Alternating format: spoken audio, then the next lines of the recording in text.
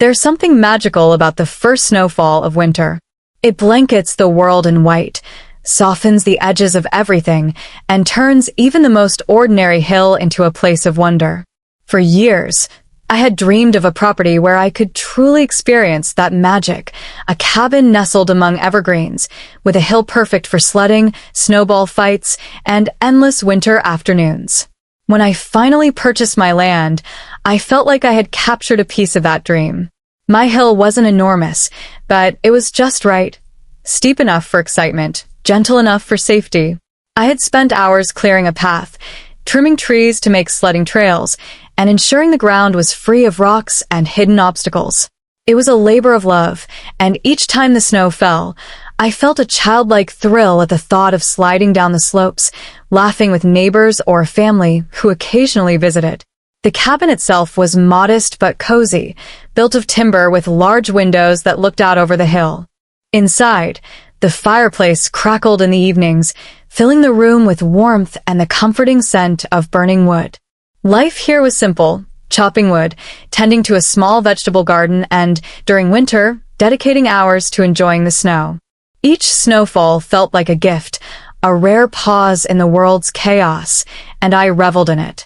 Neighbors occasionally came by, sleds in hand, children laughing and parents bundled in thick coats. We shared hot chocolate, told stories, and for a brief moment, the community felt like a family. Even strangers passing by the hill would stop to marvel at its slope and the way sunlight sparkled on the freshly fallen snow. It was peaceful, joyful, and completely mine, or so I thought. I often reflected on why this hill meant so much to me. It wasn't just recreation, it was freedom. It was proof that I could carve out a little corner of the world where rules didn't dominate every action. Here, I was the master of my land, the caretaker of its natural beauty, and the arbiter of its joys. Each sled ride down the hill, each snow angel made in the clearing, was a reminder that I had achieved something rare: autonomy, simplicity, and happiness. But that sense of peace was fragile, more fragile than I could have imagined. In the months after moving in, I noticed subtle changes in the community. The HOA, which had seemed distant and largely irrelevant, began sending notices, holding meetings, and introducing new rules. At first, they were small, almost trivial, guidelines for landscaping, mailbox placement, and garden maintenance. I complied where necessary, thinking of them as minor inconveniences. It wasn't until the winter after my first full year on the property that the real challenge arrived. The HOA announced, in a letter thick with legal language and authority, that sledding on my hill was now prohibited. Their reasoning was vague: safety concerns, liability issues, and community standards. I stared at the letter in disbelief. My hill, which had been a source of joy, freedom, and connection, was suddenly off-limits. I felt a mix of emotions: anger, disbelief, and a profound sense of betrayal. How could the community dictate what I did on my own property, especially something as harmless and joyful as sledding? The snow, once a symbol of freedom, now seemed tainted by bureaucracy. My hill, my sanctuary, had become a battleground. That evening, I stood on the slope, the crisp wind biting my cheeks, snow crunching underfoot. I looked down at the carefully carved paths, the areas cleared of rocks, and the trails where laughter had once echoed. For the first time, the joy I had always felt here was replaced by tension. The HOA had not just introduced a rule, they had challenged my right to enjoy my own land, and that realization hit harder than any icy wind. I knew, deep down, that this was only the beginning. The hill, the snow, and the joy they represented were now entangled with bureaucracy, rules, and a fight I had never expected to face. My dream of simple winter bliss had collided with the reality of community governance, and the coming days would test not just my patience, but my resolve to protect my property and my freedom. At first, the HOA seemed harmless, a collection of residents trying to maintain some order in the community.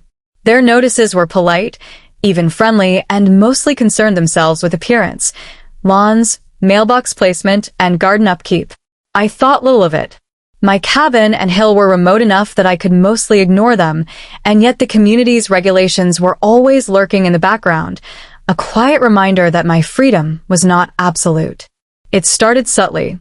A letter about trimming trees along the property line, another suggesting that my driveway needed edging according to the neighborhood guidelines. None of it seemed threatening, just annoyances I could comply with while continuing my peaceful life. Still, I noticed that the HOA seemed to relish enforcement.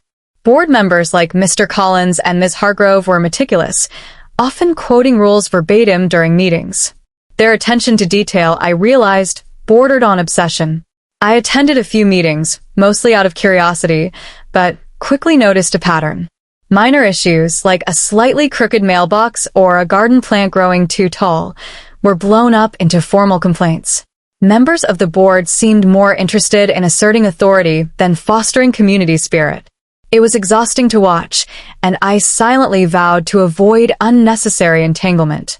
Yet, as winter approached, their influence began to creep closer to my personal life. A meeting was called to discuss safety concerns related to recreational activities in the community. I attended, thinking it would be a harmless discussion about sledding or skiing etiquette. Instead, I found myself seated among residents who seemed to delight in micromanaging fun. One board member spoke at length about the risks of winter play, citing vague accidents from years ago and emphasizing liability issues. When the subject turned to my hill, I tried to speak up. "It's on my property," I explained calmly. "I maintain it carefully. We've had sledding here for years without any problems." Mr. Collins, the HOA president, fixed me with a stern look.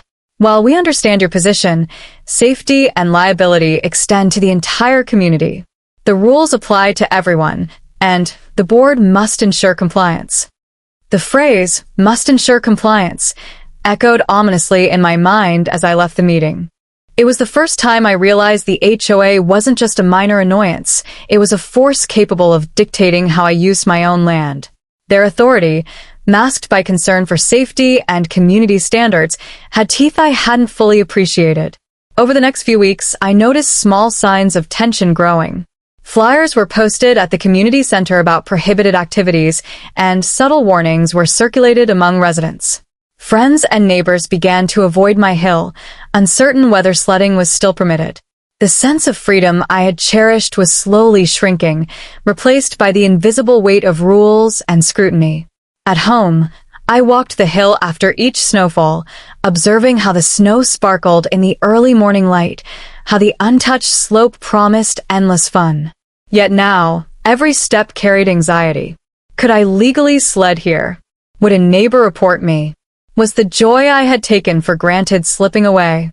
It became clear that the HOA had a vision of control that didn't match my idea of freedom. Their rules weren't about safety alone. They were about authority, consistency, and enforcement. They expected compliance without question, and I realized that if I wanted to protect my property and my way of life, I would have to take a stand. That winter, as the snow piled higher, I made a silent promise to myself. I would not surrender my hill, my cabin, or the joy of sledding without a fight. Little did I know then that the coming conflict would escalate far beyond simple arguments about rules. It would challenge my rights, my patience, and the very boundaries of freedom on my own land. It arrived one gray December morning. I had just stepped outside, savoring the fresh powder covering my hill, when I noticed the envelope. It was thick, stamped with the HOA's official seal, and marked important. Immediate attention required. My stomach sank. I had hoped that the subtle tension at meetings was just bureaucracy being overly cautious, but this letter was something else entirely. I tore it open with trembling hands, scanning the formal language. The words hit me like a cold wind off the mountains. Effective immediately, sledding and recreational activities on the property known as my address are prohibited. The board has determined that such activities constitute a safety hazard and violate community standards. Compliance is mandatory, and any disregard may result in fines, legal action, or further restrictions. I read it twice, then a third time, certain I must have misread. Prohibited. My hill. My land. My sanctuary. How could they claim authority over this? The words blurred as my heart pounded. Every joy, every winter memory tied to this slope suddenly felt threatened by bureaucracy. I tried to reason with myself. Surely this was a misunderstanding. Perhaps they meant common areas, or maybe they hadn't realized the hill was entirely on my private property. But the letter was unambiguous. The ban was official. My hill, my snow, my joy, off limits. I immediately called the HOA office, hoping to resolve the issue. The receptionist, polite but inflexible, explained that the board had discussed the matter extensively and that the ban was final. If you wish to contest it, she added, you must attend the next board meeting and submit a formal appeal. Next board meeting. Weeks away. Weeks in which I could do nothing but watch my hill go unused, a forbidden playground under the soft blanket of snow. Anger and disbelief collided with frustration. How could a group of people, mostly strangers, dictate how I used my private land? I began to walk the hill, running my hands through the snow, tracing the paths I had cleared. Each curve, each slope, felt like a stolen treasure now. Memories of children laughing, sleds racing, snow angels, and snowball fights. They all flashed before me. The HOA had taken more than just winter fun. They had taken a piece of freedom that I had fought hard to preserve. As I stood there, a cold realization settled in. The hill was not just a place of recreation. It was a symbol of autonomy. By banning sledding, the HOA was challenging my control over my property. I had to act, but carefully. Reacting impulsively could result in fines, legal trouble, or worse. This was a battle that required strategy, evidence, and careful planning. I returned to the cabin, my mind racing. Legal documents, property deeds, photographs of the hill, and previous correspondence with the HOA, all of it needed review. I began to compile everything, preparing for a fight I had never imagined I would face. That evening, as the sun dipped behind the trees, the hill glowed under a soft twilight, pristine and untouched. Its beauty was undeniable, yet the joy it once represented was tinged with tension. I realized this was only the beginning. The HOA's ban was more than a rule, it was a challenge. A challenge to my rights, my freedom, and my ability to enjoy the land I had worked so hard to claim as my own. And in that quiet moment, standing at the top of my hill, I made a promise. I would not let them take this away.